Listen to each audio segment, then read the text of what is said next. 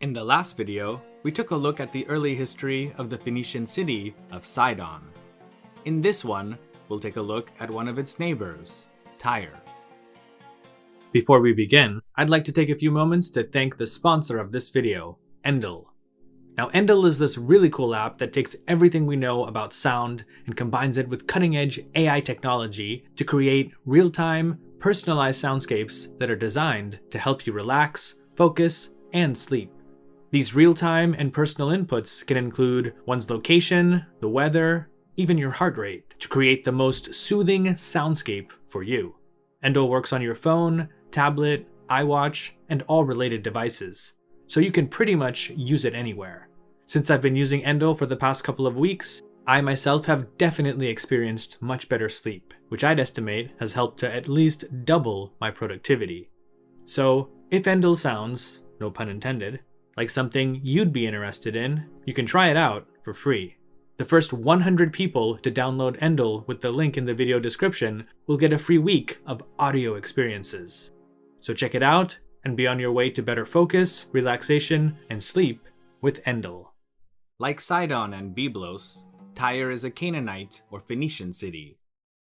The term Phoenician was used by the Greeks when referring to the Canaanite peoples they interacted with and who primarily lived in cities along the central coast of the eastern Mediterranean Sea. In comparison to Sidon and Byblos, Tyre was established much later, and although some scholars believe there are references to the settlement in tablets from the archives of Ebla dating to about 2700 BC, this hasn't definitively been confirmed. It's actually not until the Late Bronze Age, around 1500 BC, that the city appears in texts from Ugarit and Egypt.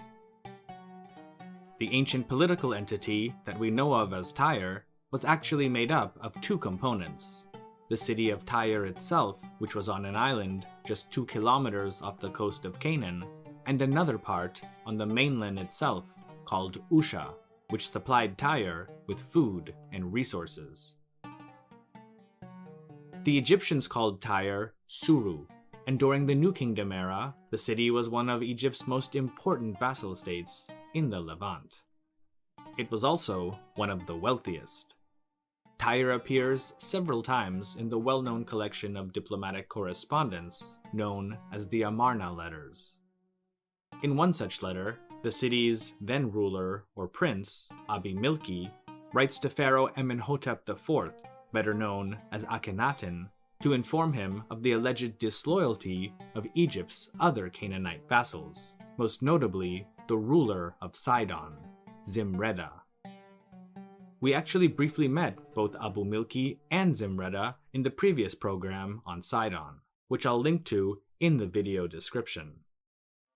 According to Abimelki, Sidon had not only sent men to cut off the city's food and water supply from Usha on the mainland, but also planned to attack Tyre with the help from warlords associated with Abdiashirta and his son, Aziru, the mafia boss or pirate rulers who controlled the relatively lawless land of Amuru to the north.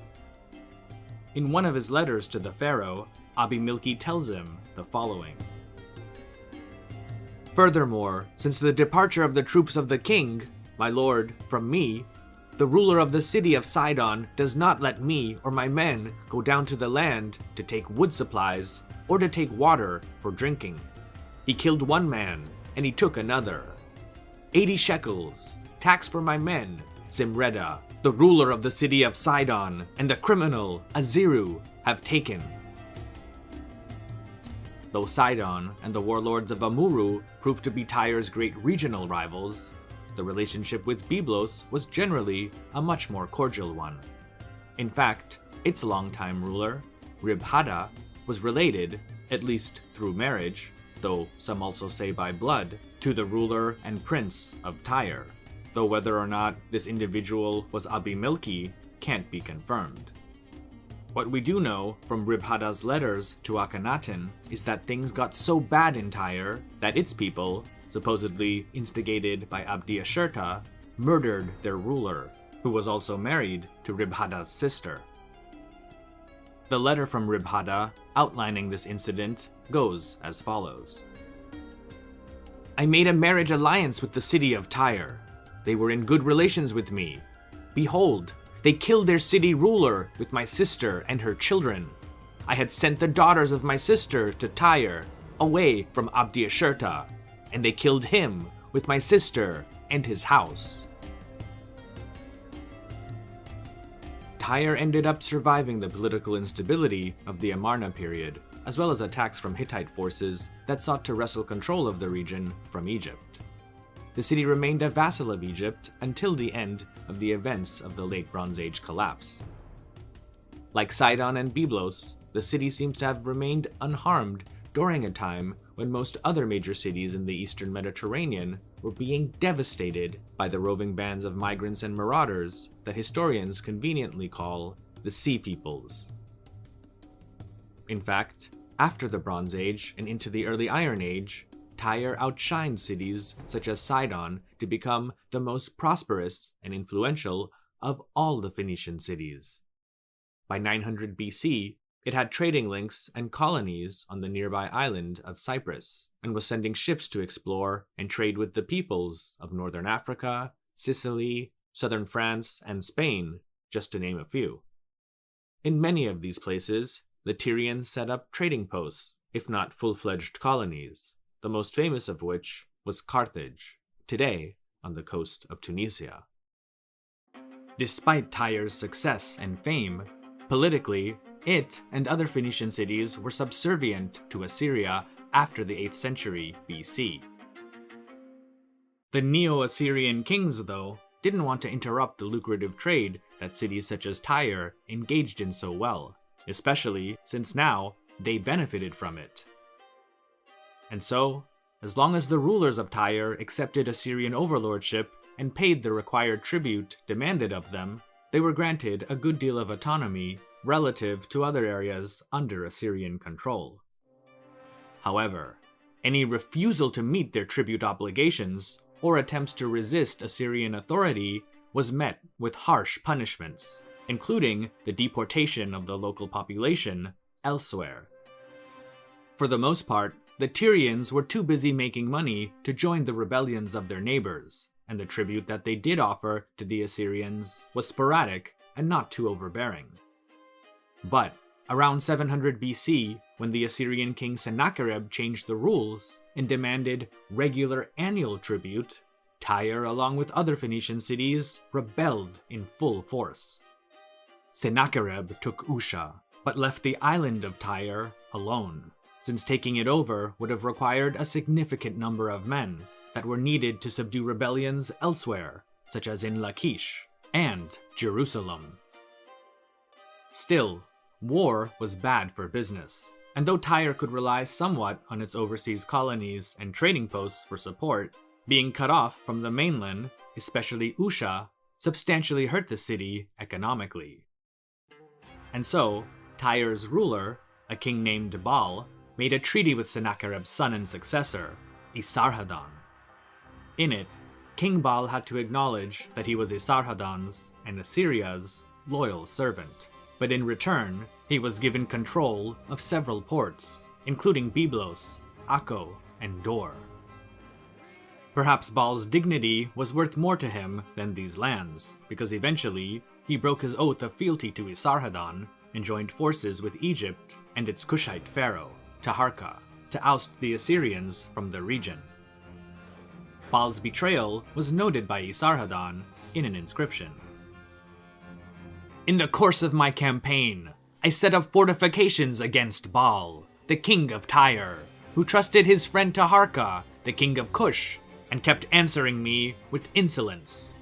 I cut off the supply of food and water that sustained their lives. But the coalition proved no match for the Assyrian army, and eventually Esarhaddon defeated all of his rivals by not only subduing the Phoenician coast, but also marching into Egypt and conquering it.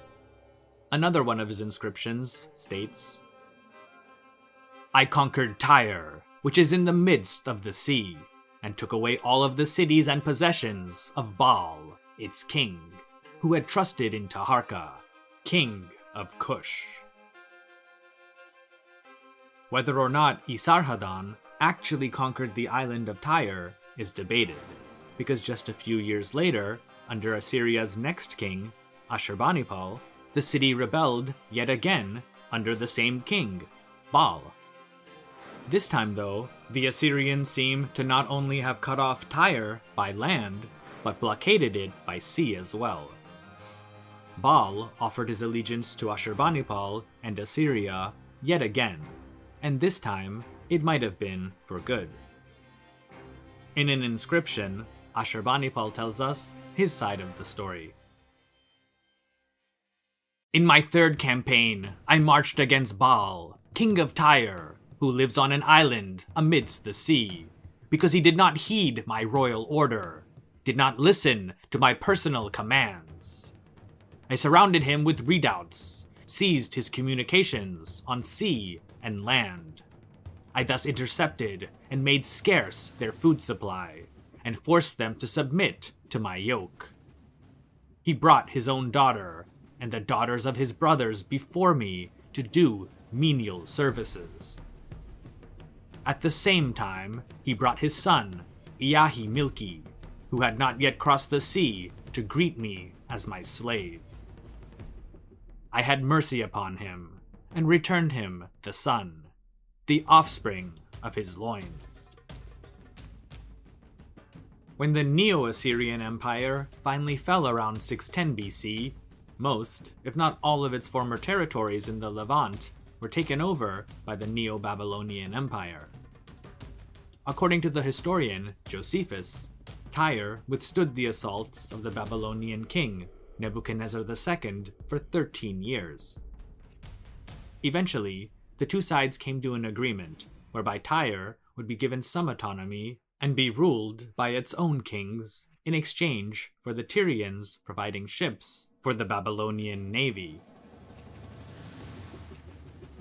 When in 539 BC, the Persian king, Cyrus the Great, conquered the Neo-Babylonian Empire's capital of Babylon, Tyre and the other Phoenician cities became part of the Achaemenid Persian Empire. For the most part, the people of Tyre remained loyal to the Persian King of Kings. The Tyrian navy also provided ships for nearly all of Persia's campaigns against Greece and other parts of the Mediterranean, the one exception being during the reign of Cambyses II. According to Herodotus, Cambyses wanted to launch a campaign against the Carthaginians, but since Carthage had been founded by settlers from Tyre, the Tyrians refused.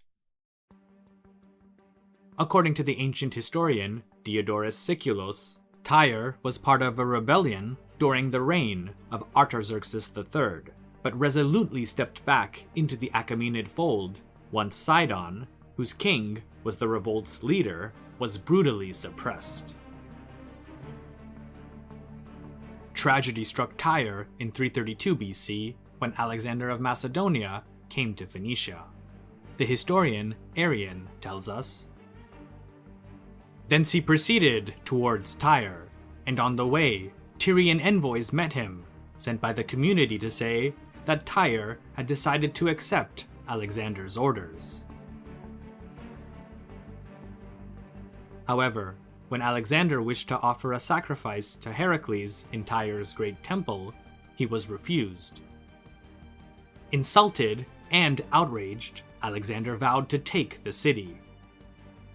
Since in the past, the island of Tyre had been able to resist invaders such as the Assyrians and Babylonians, Tyre's rulers probably assumed that they could also withstand an assault from Alexander. How very wrong they were.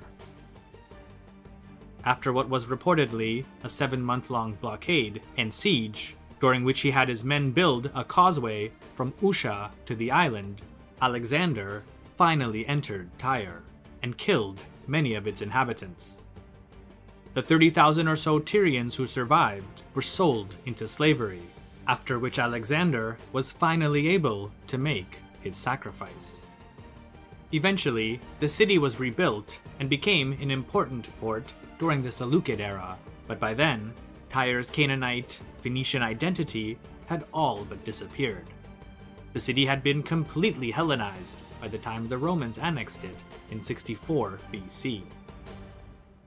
So I hope that this short program gave you a glimpse into some of the more interesting highlights of the history of Tyre. There's lots more on the way, so please subscribe and stay tuned for more. Thanks so much for watching. I'd also really like to thank GrandKick69, Jaap de Graaf, Pasta Frola, Michael Lewis, Danielle Allen, Danny Van Eck, Wenix TV, Robert Morgan, Frank, Tim Lane, Sebastian Hurtado Correa, Michael Trudell, Leader Titan, Micah G, John Scarberry, Andrew Bomer, Monty Grimes, Franz Robbins, Brendan Redman, Faridun Dadachanji, Jimmy Daruwala, Anahita Debu, Sher Kam, Farhad Kama, and all of the channel's patrons on Patreon for helping to support this and all future content. Check out the benefits to being a Patreon member, and if you'd like to join, feel free to click the link in the video description. You can also follow History with Sai on Instagram, Facebook, and Twitter, as well as listen to special audio programs on the History with Sai podcast. Thanks again, and stay safe.